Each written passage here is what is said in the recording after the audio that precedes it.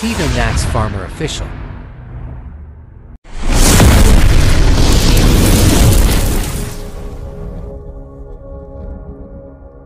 Hello, good morning mga ka-farms.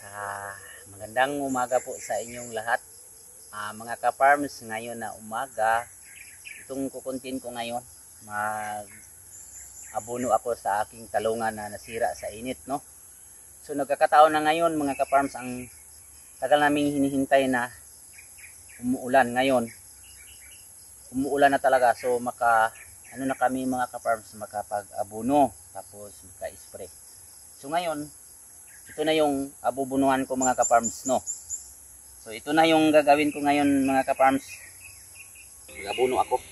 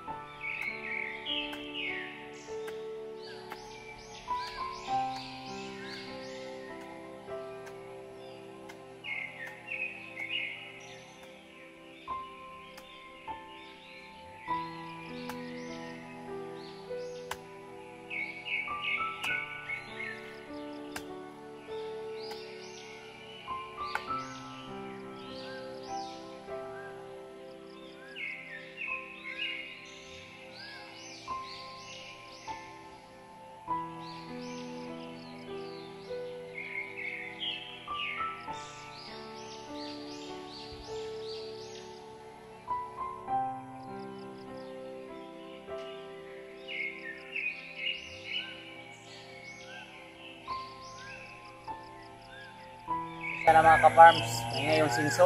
Malayo naman sana pero marinig pa.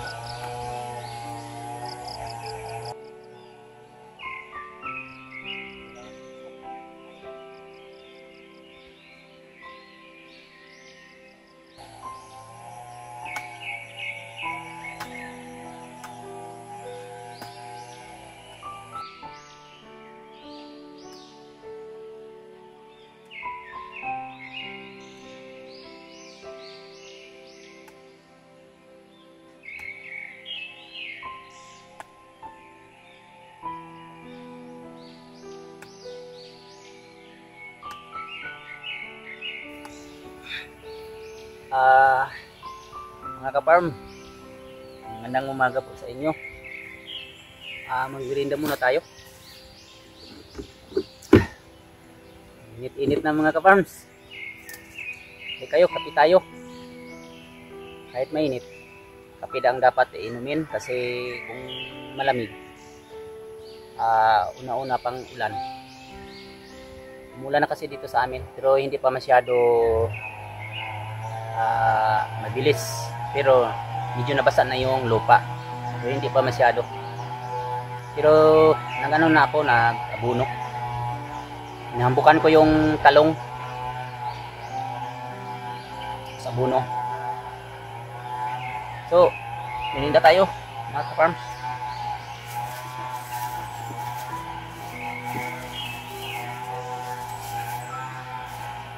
Itong budbud,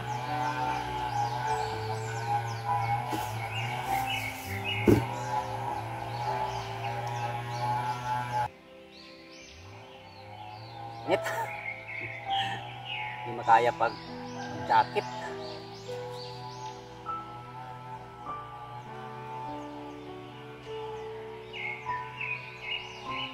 Kasi na may ingay yung sinso.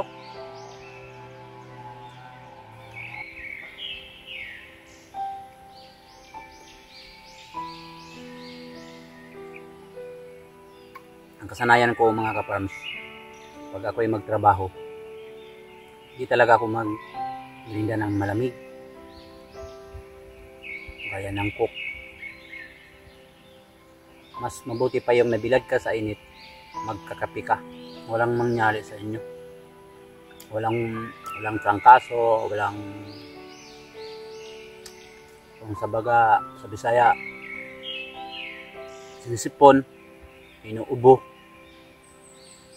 Sa Bisaya pa yung nasubawan. Buti yan sa Tagalog kung anong subaw. Yung galing ka sa init tapos uminom ka ng malamig na tubig kaya ng mga coke, soft drinks ba. Pero sa akin, buti hindi na nagsinso. Kape talaga ka-farms, mainit na kape. Hindi ako nag-inom ng juice. Mag-inom ako ng juice ng magkain na, tsaka pagkagabi. Pero umaga hindi, lalo na pag nabilad ka na. Buti kung hindi ka nabilad, okay lang. Ako kanina, lamig, kaya. Ako lang. Ingat kunti.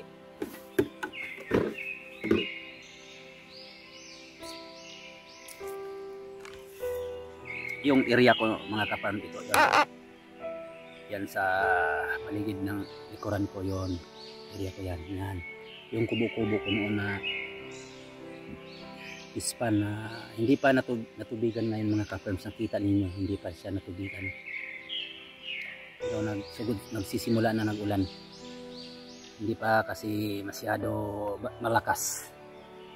Pero yung sapa namin, nakaano na po mga ka-farms, nakabaha na po ba? Nakabaha kagabi. Kaninang madaling araw nakabaha, pero hindi masyado nga mabilis, pero nakabaha talaga. Pero ang ano doon sa bundok, ang mabilis kagabi ng ulan. Kagabi nagsimula siya nag-ulan mga ka-farms. Hindi pa man ako nakatulog. Nanood pa kami ng YouTube.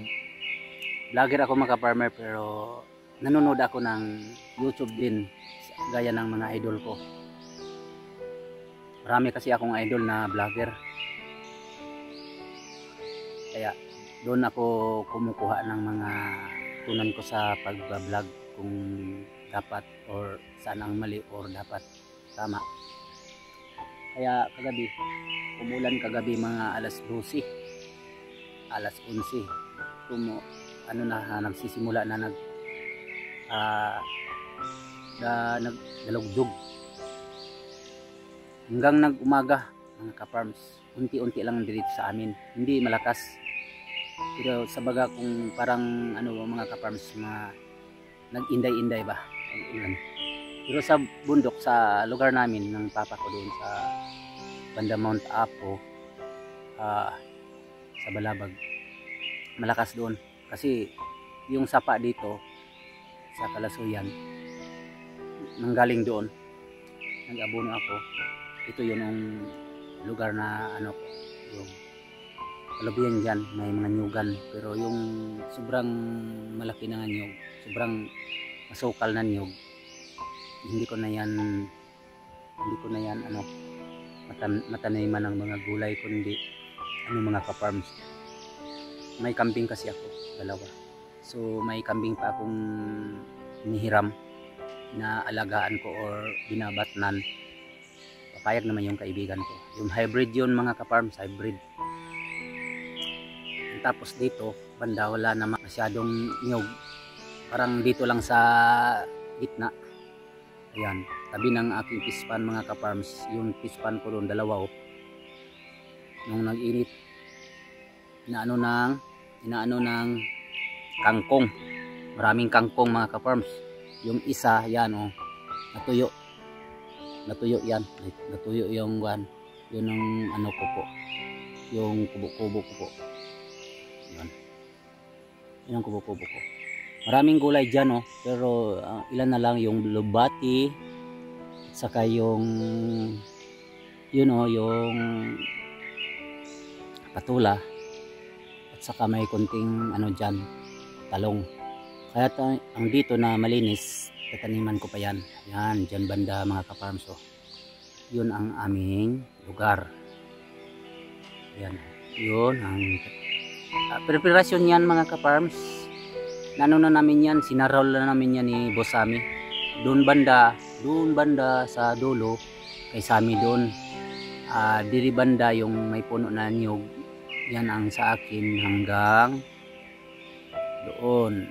Yun ang tatanamin namin ng mga gulay kasi yan mga ka-farms, hindi maraming lang ba, hindi masukal na, hindi dikit-dikit na pagtatanim ng nyog. So may ganyan tamang-tama. Tapos dito sa yung banda, mga maraming stick. Yun, ilan lang ang karaan yung mga lanyog dyan sa kabit doon. Yun, yung banda yun, malapit sa sa may pugon. Yan, preparasyon namin yan mga ka-farms.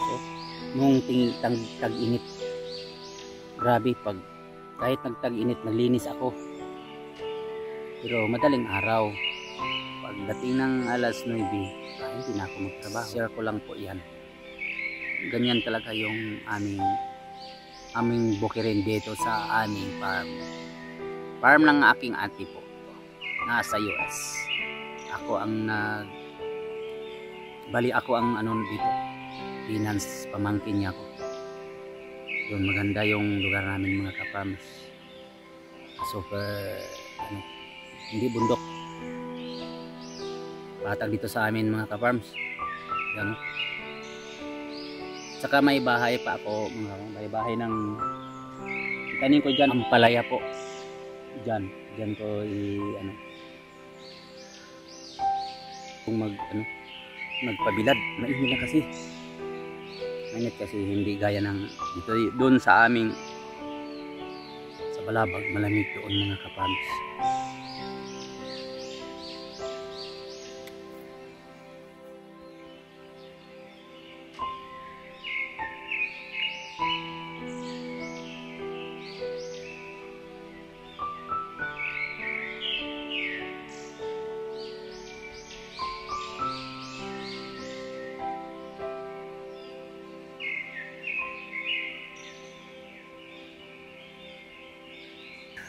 So mga ka-farmer, tapos naman ako nakapahinga, no?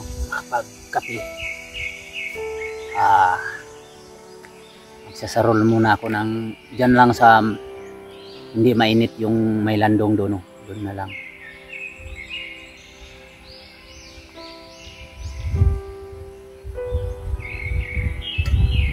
Ang lamig.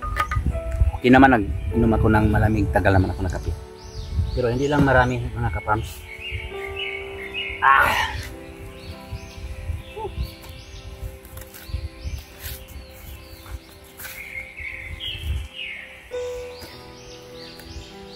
Gas.